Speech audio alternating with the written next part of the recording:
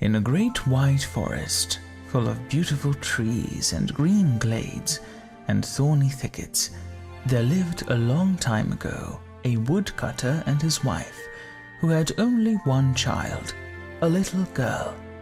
She was so pretty and so good that the sun seemed to shine more brightly when its light fell upon her rosy little face, and the birds would seem to sing more sweetly when she was passing by.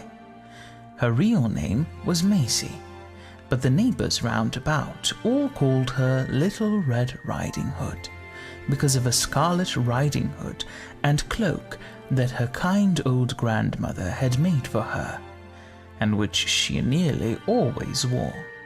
She was a happy, merry little child, with a smile and a gentle word for everybody, and so you may easily believe that everybody loved her, and was glad to catch a glimpse of her golden curls and her scarlet cloak as she tripped along, singing under the green boughs.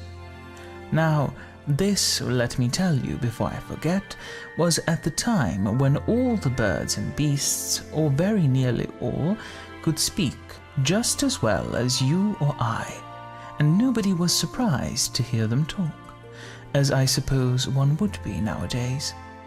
Well, as I was saying, Little Red Riding Hood lived with her parents in a little white cottage with a green door and a thatched roof, and red and white roses climbing all over the walls, and even putting their pretty heads in at the latticed windows to peep at the child who was so like them.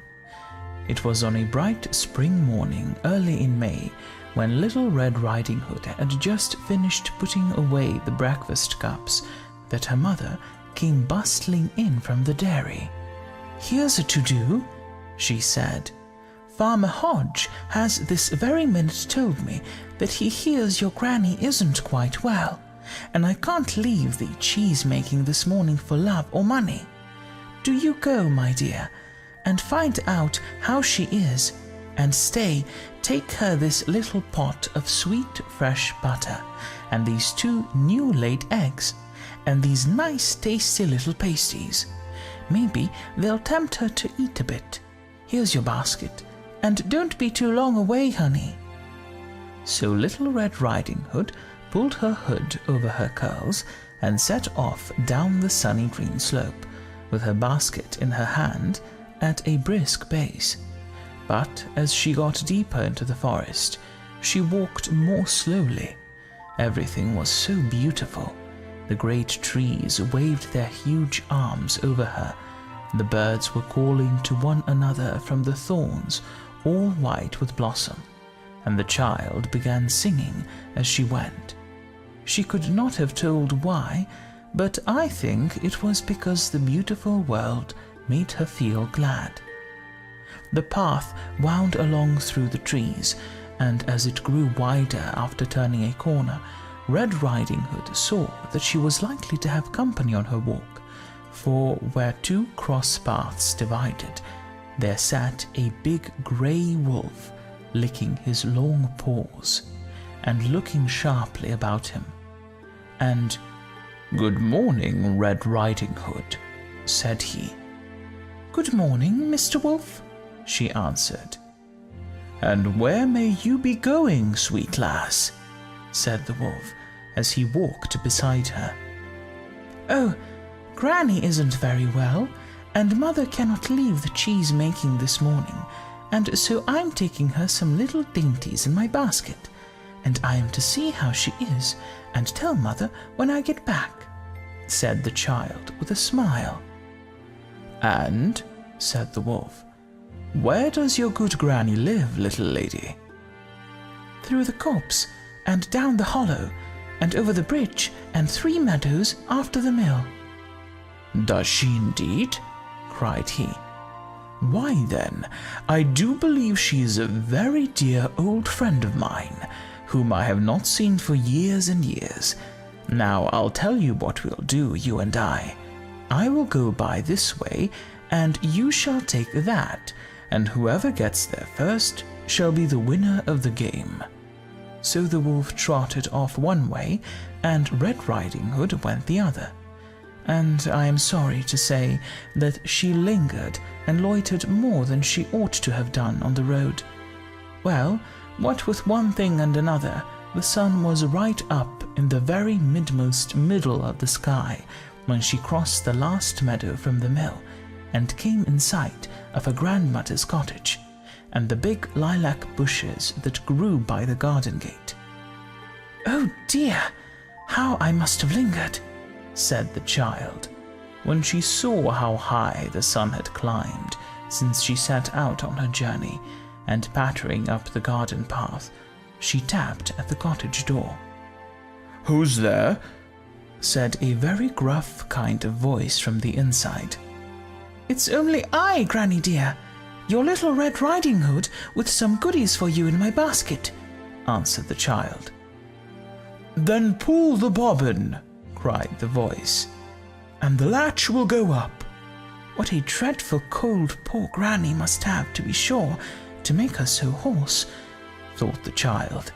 Then she pulled the bobbin, and the latch went up, and Red Riding Hood pushed open the door and stepped inside the cottage. It seemed very dark in there after the bright sunlight outside, and all Red Riding Hood could see was the window curtains, and the bed curtains were still drawn, and her grandmother seemed to be lying in bed with bedclothes pulled almost over her head, and her great white frilled nightcap nearly hiding her face. Now, you and I have guessed by this time, although poor Red Riding Hood never even thought of such a thing, that it was not her granny at all, but the wicked wolf, who had hurried to the cottage and put on Granny's nightcap and popped into her bed to pretend that he was Granny herself. And where was Granny all this time, you will say? Well, we shall see presently. "Come and sit down beside my bed, dearie," wheezed the wolf, "and let us have a little chat." Then the wolf stretched out his large hairy paws and began to unfasten the basket. "Oh," said Red Riding Hood, "what great arms you have, Granny." "All the better to hug you with," said the wolf. "And what great rough ears you have, Granny." "All the better to hear you with, my dear." "And your eyes, Granny, what great yellow eyes you have." "All the better to see you with, my pet," grinned the wolf. "And oh, Granny," cried the child in a sad fright, "what great sharp teeth you have." "All the better to eat you with," growled the wolf, springing up suddenly at Red Riding Hood. But just at that very moment the door flew open, and two tall woodcutters rushed in with their heavy axes and killed the wicked wolf in far less time than it takes me to tell you about it. "But where is Granny?" asked Little Red Riding Hood when she had thanked the brave woodcutters. "Oh, where can poor Granny be? Can the cruel wolf have eaten her up?" And she began to cry and sob bitterly, when who should walk in but Granny herself, as large as life and as hearty as ever, with her marketing basket on her arm, for it was another old dame in the village who was not very well, and Granny had been down to visit her and give her some of her own famous herb tea.